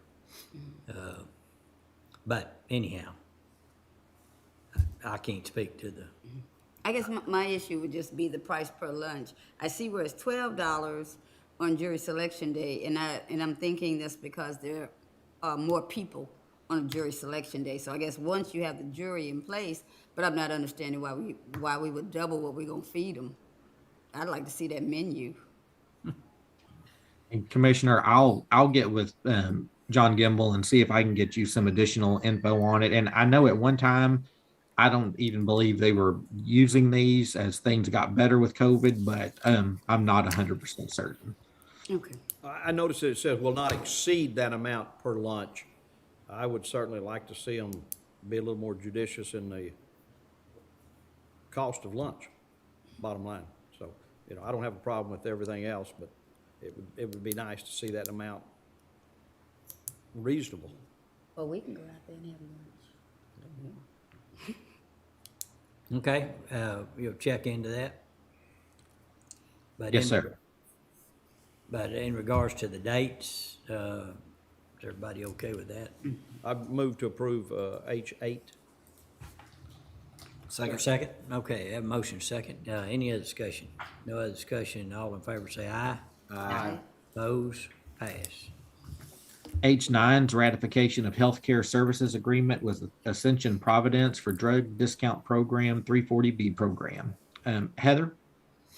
Yes, sir. This was a last minute request made by Ascension Providence, their contract department, in order to stay compliant with their nonprofit status, to have this agreement in place so that they can take advantage of the 340B program through HRSA. It just helps them receive these manufacturer discounts for indigent client medications. So this isn't necessarily an agreement with our indigent healthcare program within health services, but with just county indigent residents in general that utilize Ascension Providence. And this was actually signed on, oh goodness, I don't remember the day we actually signed it, so that it could be in place by the 15th to meet their deadline. What's today? The day? I think, Judge, you signed this last Wednesday. Yes, if Yes. the deadline is It was the 15th. 15th, and so we had to do it, and so Mike and Dustin and Heather all reviewed it and advised me to sign it. It would have delayed the application process for Ascension Providence by 6 months if they would not have met their January 15th deadline. Move to approve H9. Second. All right, we have a motion and a second. Any other discussion? No other discussion, all in favor say aye. Aye. Opposed? Pass. And Dr. Becker did extend his gratitude for the timeliness in getting this process so quickly. Right. Under item I, capital improvement, repair and maintenance projects. I1 is discussion and or action regarding the second floor remodel of the building that houses the purchasing and maintenance of buildings departments. TJ? Hi, good morning. This is a project that we've discussed over the past few years, and we've just always put it off on the back burner. Well, the need has arisen with Ken's department expanding and, of course, my department being separated within the facility. So this would allow us to utilize the space upstairs that's not currently being utilized in such a fashion to make it office space. The breakdown's in front of you. It's a very project, and we're looking for approval. Motion to approve. Second. We have a motion and a second. Any other discussion? No other discussion, all in favor say aye. Aye. Opposed? Pass. All right, moving down to item K2 regarding U.S. Department of Treasury Emergency Rental Assistance Programs, recording of Economic Opportunities Advancement Corporation reports. Francis?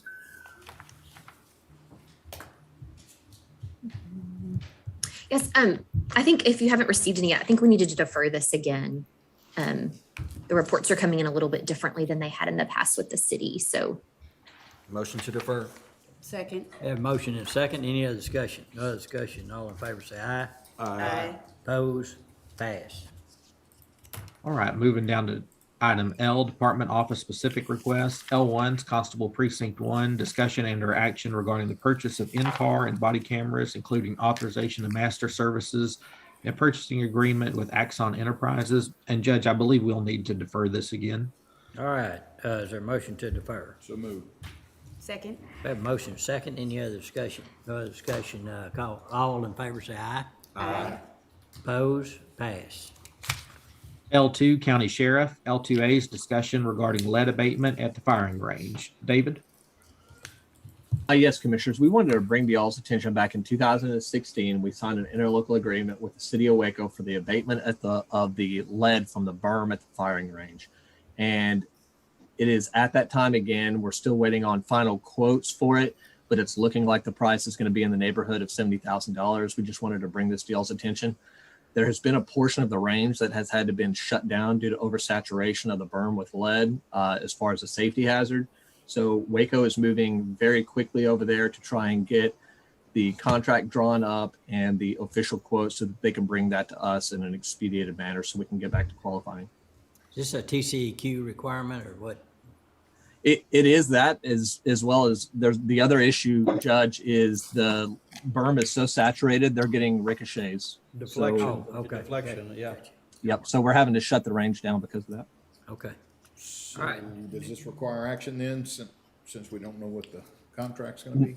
No, this is just an initial notification for y'all that this is going to be coming up in the next week or so to be looking for this when we get the final contract drawn up by Waco. All right, is there a motion to approve for recording purposes, the understanding, but not the, Sure. The Motion payment. to approve. yeah. Second. Okay. Have a motion second. Any other discussion? No other discussion. All in favor say aye. Aye. Opposed? Pass.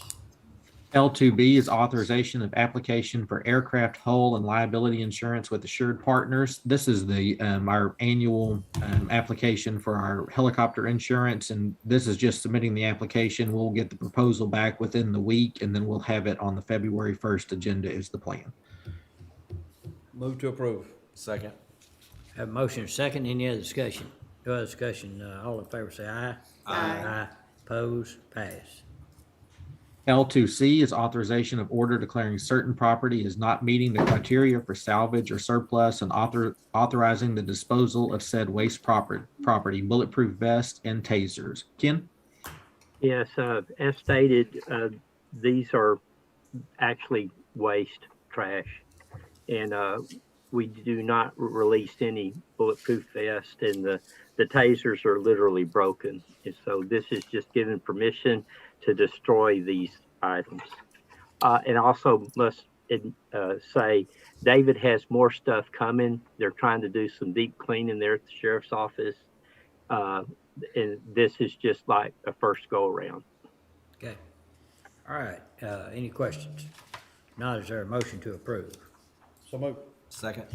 Have a motion second. Any other discussion? No other discussion. All in favor say aye. Aye. Opposed? Pass. L2D is authorization of K-9 retirement request and authorization of acceptance and release document. David? In 2016, the court signed an agreement where we had a deputy that donated a certified drug K9 kilo to the county as an asset. It's time to retire that animal, and per the agreement that was signed in 2016, we want to return that animal to the handler in her retirement so that she can enjoy that retirement as he sees fit. Yeah, I called yesterday. All right. Is any questions? If not, is there a motion to approve? So move. Second. Have a motion second. All in favor say aye. Aye. Opposed? Pass. L3, Road and Bridge Precinct 1, authorization of reimbursement for vehicle damage. Commissioner Smith? We threw a rock and need to reimburse someone the cost of the repair. And we did get quotes from more than one repair service, and this was the lowest quote given to us by a certified repair shop. Okay, is there a motion to approve? So move. Second. Motion been made and second. Any other discussion? No other discussion. All in favor say aye. Aye. Opposed? Pass. Item M2, discussion regarding healthcare plan audit and related engagement agreement with Messier 42 LLC. And Judge, believe this needs to be deferred. I make a motion, we defer. Is there a second? Second. Motion made and second. Any other discussion? No other discussion. All in favor say aye. Aye. Opposed? Pass. Excuse me, M3, authorization of text pool resolution amending authorized representative criminal district attorney. This is just changing our representative on the text pool account from Nelson Barnes to Sharon Pruitt. All right, is there a motion to approve? Motion to approve the resolution. Second. Motion made and second. Any other discussion? No other discussion. All in favor say aye. Aye. Opposed? Pass. M5 is authorization of county appointee to the Emergency Preparedness Advisory Committee, EPAC. This is a reappointment of Michael Graham to EPAC. He was originally appointed in July of 2020 to replace Wayne Canada, and this would be for an additional 2-year term. All right, and I've had a request that we do this because he's a very active member of that group, and we appreciate him representing us in that way.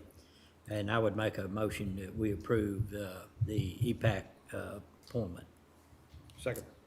Have a motion second. Any other discussion? No other discussion. All in favor say aye. Aye. Opposed? Pass. M6 is approval of excuse time for early office closures prior to the Christmas holiday. Francis? Yes, sir.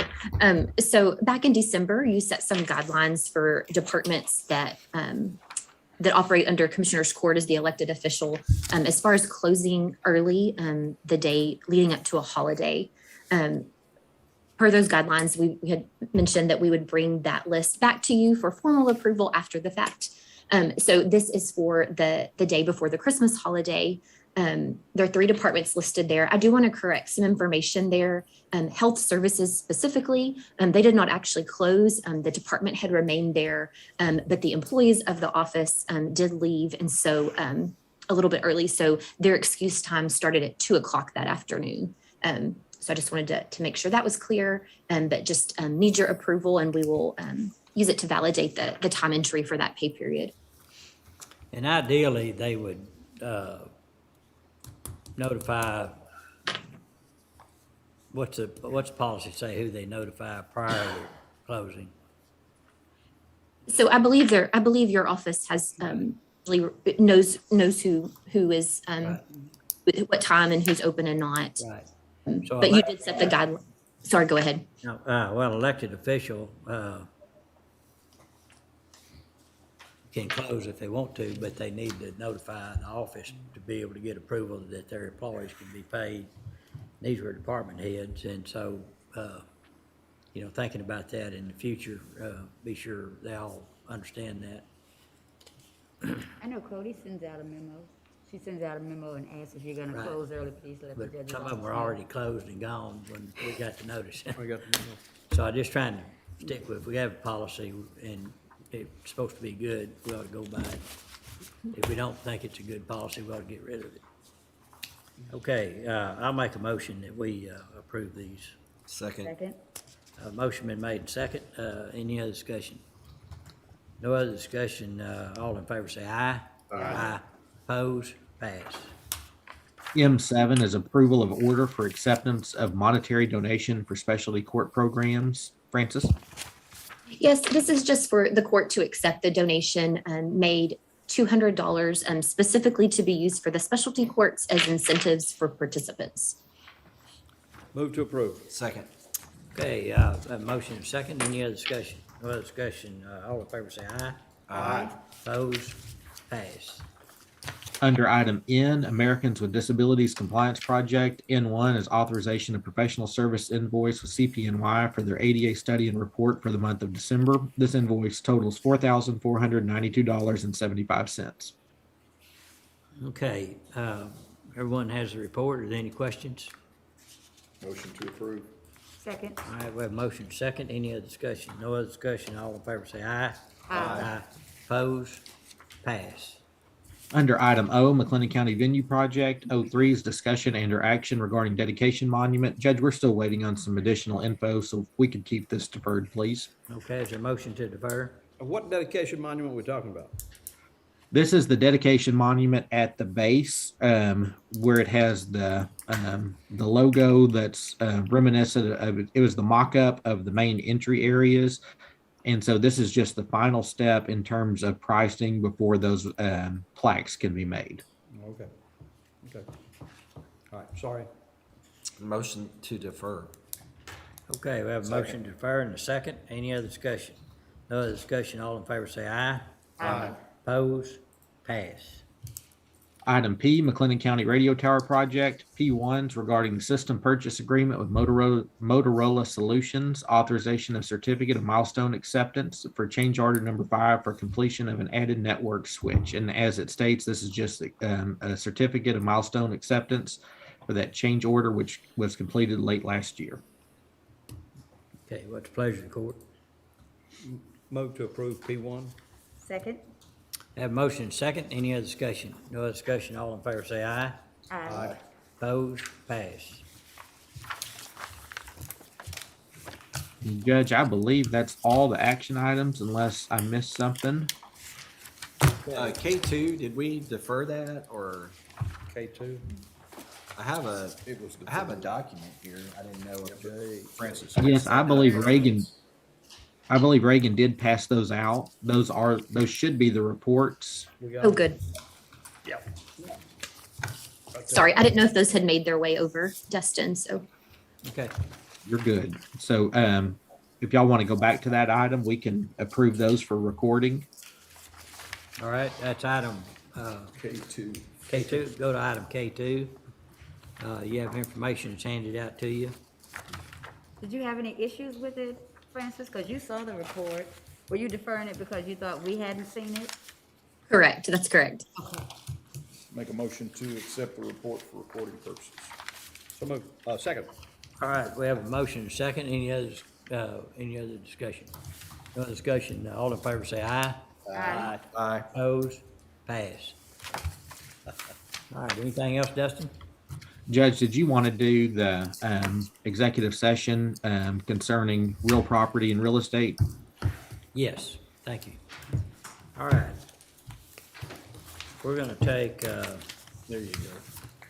We're gonna take a 5 or 10 minute recess. And I would like to go into executive session under 551.072 of the government code regarding real property. All right. It's 10:52.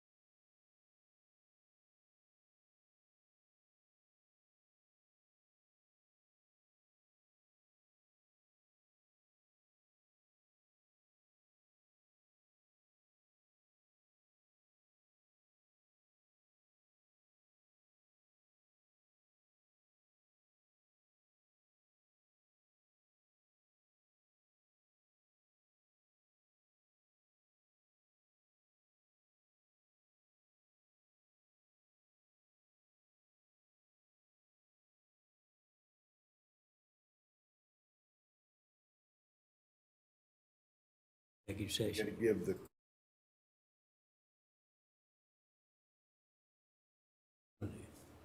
Okay, let's call court back in session. As I mentioned, we are going into. Recording in progress.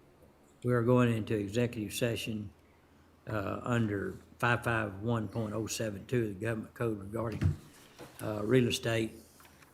And in this would be Dustin Chapman, Zane, Ken, and TJ, and Francis. So we'll now go into executive session.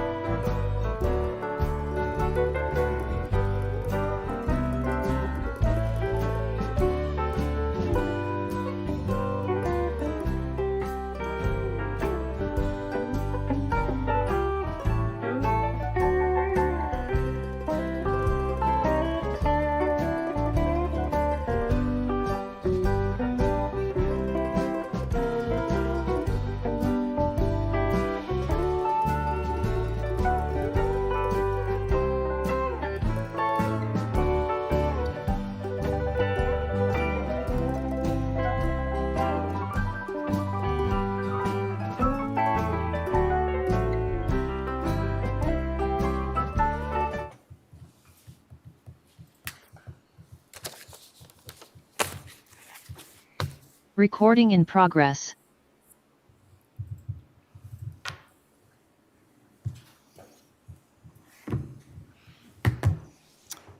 Okay, it's 11:45. Let's call court back into regular session. Dustin, is there anything else on the agenda that we need to discuss? Judge, I believe we took care of all the action items, so we should be good. Okay, members of the court, is there anything else to come before the court? If not, we stand adjourned. Recording stopped. Don't forget your coat.